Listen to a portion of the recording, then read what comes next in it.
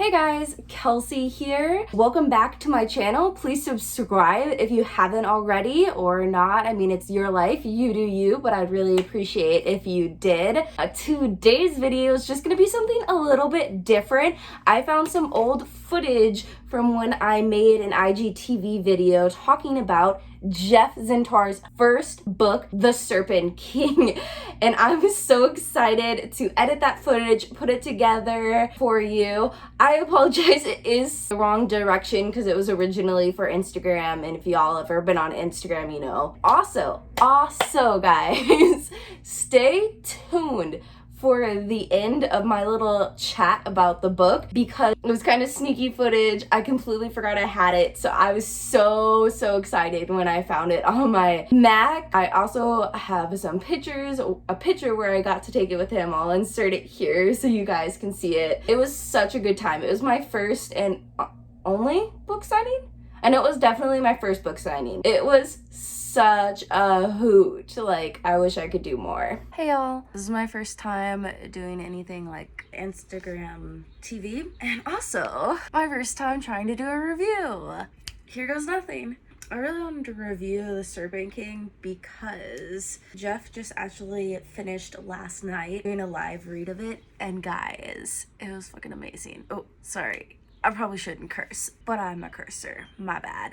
Anyways, it was amazing. Like, I loved joining in. He started doing it every other night, but then days got weird, and he just finished it yesterday, and it was an experience. Read The Serpent King back in 2016 when I got it in an owl crate. This is actually a letter. I'm gonna read this in a little bit. I've been wanting to revisit this book because it's so good. Like, I love the dynamic of the friendship. I love the story. I love the emotional, like, roller coaster. Like, he gripped my heart. But there's a scene that I was scared to death of revisiting, so I didn't. If you've read the book, you know what scene. Low-key, there's actually a lot of scenes that just, like, were a lot of emotions that I wasn't sure if I was ready to revisit. But anyways, I guess I should start off with telling you what the book is about. So The Serpent King follows three friends: Lydia, Travis, and Dill. Dill is, I guess you'd call him the main character. Jeff does this thing where it's told in first person, but he did, I don't know what it's called, where you like Lydia's on a chapter telling in first person, then Travis, and then Dill. He actually, I didn't notice till he was reading the book and pointed this out, but he did the same order repetitively throughout the book and actually did more chapters of Dill. Like, I noticed that Dill got more of a perspective than everyone else, but I didn't realize that the order was the same repetitiveness, and that was actually kind of genius. I really enjoyed the fact that Jeff managed to have these three friendships and they're told in first person, so you got the insight to each person, but you got that feeling of having like that, still that main character. Anyway, so you follow these three friends, and the Serpent King is named because of Dill, and he has a father who is a POS. I don't think this is a spoiler. His father's in jail. I'm not gonna say why he went to jail because I don't recall exactly why, but his father's in jail and Dill's left with his mother, like dealing with hard times raising it. Dill is having a hard time because, you know, people in the community blame Dill for what his father did, and he's actually a junior, so he not only has to deal with like the legacy of his father, I guess, but he carries this name, so like if he puts his name out there and someone Googles it, his dad's gonna show up. Like, he can't escape this terrible human being that he's attached to, and he struggles with that. You get to follow that, and Dill's dad was a preacher. I guess he still like could be characterized as a preacher. Like, you don't lose the job you are when you go to jail. I don't know how that works. He's a preacher, and he was a snake handler, and he's just like one of those like really crazy religions. And it was actually really interesting. Like, I've kind of heard of that, but I never really got that firsthand, so that was interesting to hear. That's Dill, so you get to follow him. And then three friends are just misfits that, you know, are in this really small town together, and they found each other, and their friendship is just beautiful, and really they don't have anything like substantial that connects them other than they're misfits and they're like too cool for the town or whatever. And then we have Travis. Oh, sweet baby child, Travis. Oh, he is just this, Travis. He gets my heart. So Travis, he carries a staff around for one. Like, he's really into fantasy. He really likes these books. I don't have the words to do Travis justice. He is just such a sweetheart, and he's just so passive, and he's just kind of there for the ride, and that's Travis. I'm sorry, guys. I did poop at explaining Travis. And then there's Lydia. Lydia is my favorite character, guys. She's just so filled with sass. Like, she even like bosses her dad around. That's how sass as F she is. I love Lydia. And the really cool thing about Lydia is she lives in this small town. No one really like notices her. People pick on her. She's really witty with comebacks, but she has this blog called Dollywood, and she mostly talks about fashion and like other stuff. And I think that's really cool because she has like this really huge following, and she just has these huge dreams. And something that I really enjoy about Lydia is, you know, she has all these aspirations and she wants still to do good, and she's just bringing this up. So you get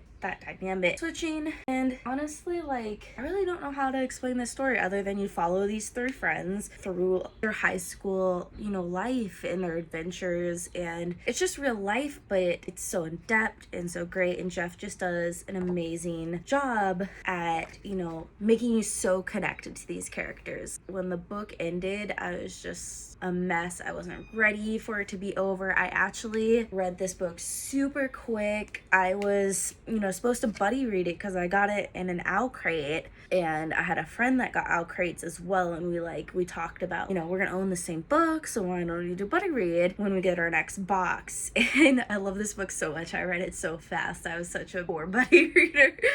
Like, you're supposed to like break it in sections, stop, talk, and I just like zoomed through it and was totally my thumbs waiting for her. It was amazing. Like, I highly recommend this book. It's 5 out of 5 stars. I feel like I'm not really reviewing, I am rambling. So let's read this letter. Guys, I'm dyslexic, so please bear with me. I read this before on like my own, so I should do okay. I own a lot of books, so I've gotten really good with my dyslexia. So let's do this. Dearest fellow Owlcrate lovers, what a privilege and honor it is to me that you now have my book. It's a dream come true. This book came to me at the end of one of the most trying periods of my life, a time when I thought the balance of my life would begin to tip towards endings, not beginnings. I wrote the Serpent King for everyone who has ever wrestled with faith, for everyone who's ever found salvation in friendship, for everyone who's had to find beauty in rust and broken things, for everyone who's ever wondered what it means to live a good life, for everyone whose dreams are bigger than the place they live, for everyone who has had things taken from them, for everyone who's had to break the cycle and pave a new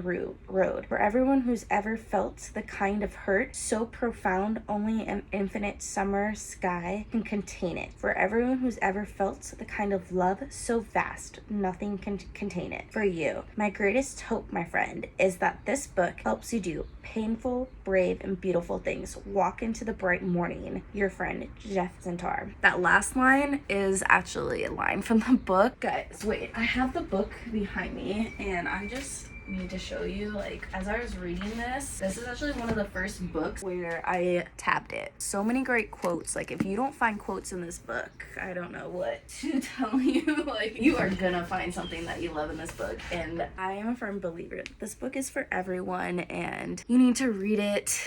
This is not a review, this is a ramble. I'm sorry. Oh, some things that I got to find out about Jeff listening to his lives that you guys might have missed. There was gonna be a 4th character. He was gonna have that character do a shooting. I was mind blown. The next thing I was gonna say is kind of spoilerly, so if you haven't read the book, I'm probably gonna spoil some things right now. But he didn't have a love interest between Lydia and Dill. Originally, his editor made him do that, and like, praise that editor, because we needed that. Like, after everything he put us through, we needed that love interest. He read some deleted scenes. That was great. Something that I really loved is he read the eulogy, and it was like how in Harry Potter where it like flashes forward and you get to see the life. So that was really cool. I'm It was fun hearing what Jeff made the characters do, like how he made Dill and Lydia get married and then had a baby named Travis. That was really cool, but I'm actually glad he cut that. I feel like he ended the book so beautifully. He did that thing where authors end it and you feel good with the ending. Like, you don't feel like you got like left out of something, like something's undone, but you also, it left it like open enough where you could,